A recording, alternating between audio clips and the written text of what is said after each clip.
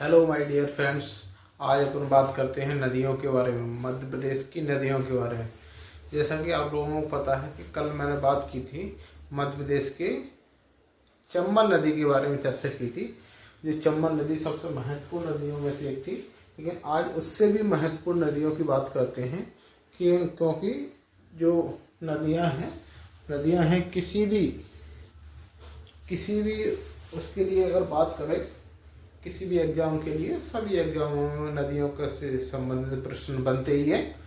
आज अपन बात करते हैं मध्य प्रदेश की एक ऐसी नदी जो कि मध्य प्रदेश की जीवन रेखा के नाम से जानी जाती है, और वो नदी है मध्य प्रदेश की कौन सी नदी? नर्मदा नदी।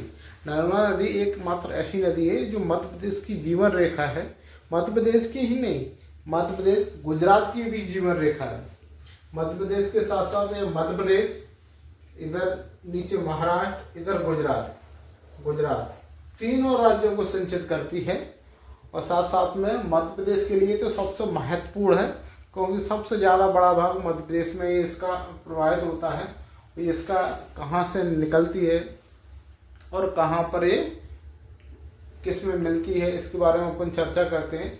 मध्य प्रदेश के अनूपपुर जिले के मध्य प्रदेश के अनूपपुर जिले से आप देखते हुए महाकाल श्रेणी, पर्वत श्रेणी से निकलते हुए, और इधर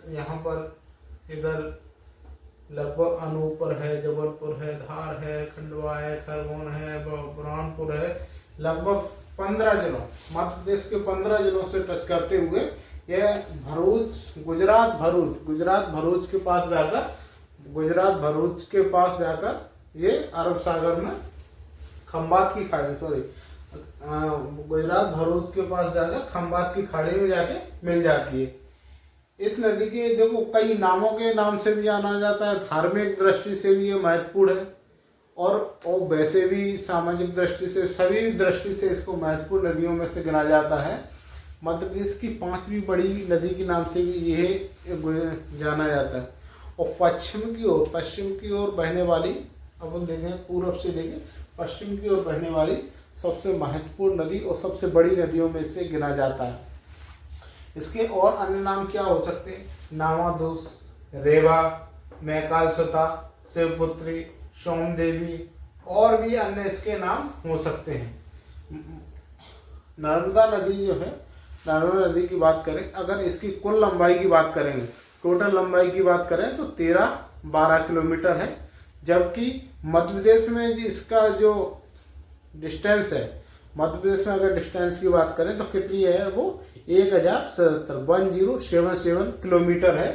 तो जबकि महाराष्ट्र की बात करें तो महाराष्ट्र में 74 किलोमीटर, महाराष्ट्र बहुत कम मात्रा में रहती है, लेकिन गुजरात में फिर भी अधिक मात्रा में 161 किलोमीटर प्रवाहित करती है, इधर आके खंबात की खाड़ी में मिल जाती है। इसके साथ साथ इस पर कई जलप्रपात बनाए गए। इस नदी पे सिंचाई की दृष्टि से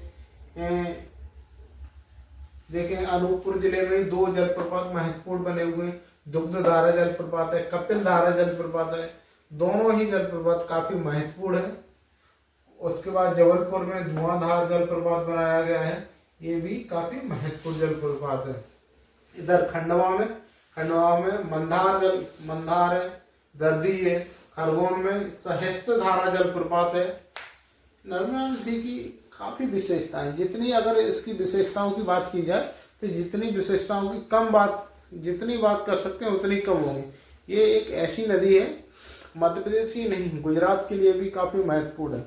इसी नदी के किनारे, नर्मदा नदी के किनारे, आप लोगों को सभी पता है कि सरदार वल्लभ भाई पटेल स्टैच्यू ऑफ यूनिटी बनाई गई है, जो 182 मीटर 182 मीटर ऊंचाई की बनाई गई है। जो सबसे ऊंची प्रतिमा इनकी बनाई गई है, स्टैच्यू ऑफ यूनिटी। आप लोगों को सरदार वल्लभ भाई पटेल जी के बारे में तो सबको ही पता है, बताने की जरूरत नहीं है, क्योंकि कोई ये ऐसे पर्सन नहीं है जिनके बारे में कि किसी को पता न हो। ये पूरे भारत में लौह पुरुष के नाम से जाने जाते हैं ना। देश में जो का नाम रियासतों का एकीकरण जो विलय का काम किया था, सरदार वल्लभ भाई पटेल ने किया था। तो ये देश के लिए काफ़ी सम्मानीय और महत्वपूर्ण व्यक्ति रहे हैं अपने इतिहास में। इसलिए इनकी नर्मदा नदी की जो नर्मदा नदी के किनारे इनकी स्टैच्यू ऑफ यूनिटी बनाई गई है। साथ साथ में अगर बात करें इसकी कुल कितनी सहायक नदियाँ हैं, अगर सहायक नदियों की बात करें तो 41 इसकी सहायक नदियाँ हैं, जबकि दाएं तट से अगर देखेंगे राइट हैंड से 19 नदियाँ हैं, जबकि लेफ्ट हैंड से बाएं तट से देखें 22 नदियाँ हैं। टोटल अगर बात करें तो लगभग 41 नदियाँ छोटी छोटी काफ़ी नदियाँ हैं। नर्मदा नदी की छोटी छोटी बहुत सारी नदियाँ हैं। तो कितनी नदियाँ? 41। और इसके अगर परियोजनाओं की बात करें, मध्य प्रदेश की एकमात्र ऐसी नदी जिस पर सबसे अधिक परियोजना, अगर छोटी छोटी परियोजनाओं की बात करें तो छोटी छोटी परियोजना लगभग 3,000 परियोजना बताई जाती है इस पर, छोटी छोटी। अगर मीडियम हिसाब की परियोजना देखेंगे तो वो मध्यम परियोजना कितनी हो सकती है?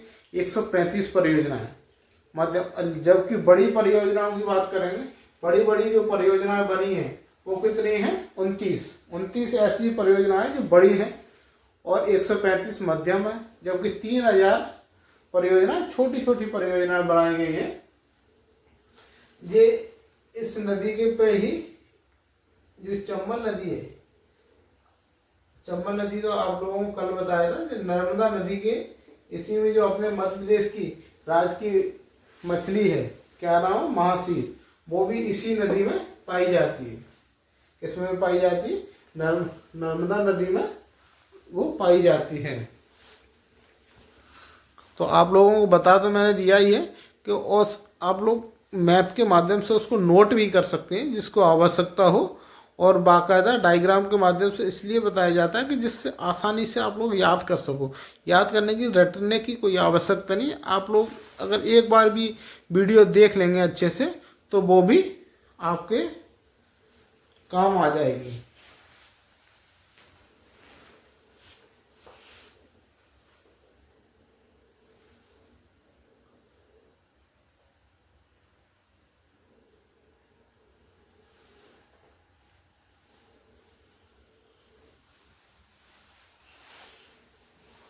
ये तो बता ही दिया कि मध्य प्रदेश की नहीं, पूरे भारत की 5वीं सबसे बड़ी नदी है। और यहाँ पर ज्वार नदमुख का निर्माण करती है, भ्रंश घाटी में बहती है। ये नदी भ्रंश घाटी में बहती है, यहाँ पर ज्वार नदमुख का निर्माण करती है को जो करते हुए और खंबात की खाड़ी में गिर जाती है। इसकी टोटल लंबाई की बात करें तो 13-12 किलोमीटर है, जबकि मध्य प्रदेश की, अगर मध्य प्रदेश में बहने की बात करें तो 1077 किलोमीटर है। तो आप लोगों ने एक कल नदी देखी जो थी चंबल नदी, उसके बाद आपने देखी है नर्मदा नदी।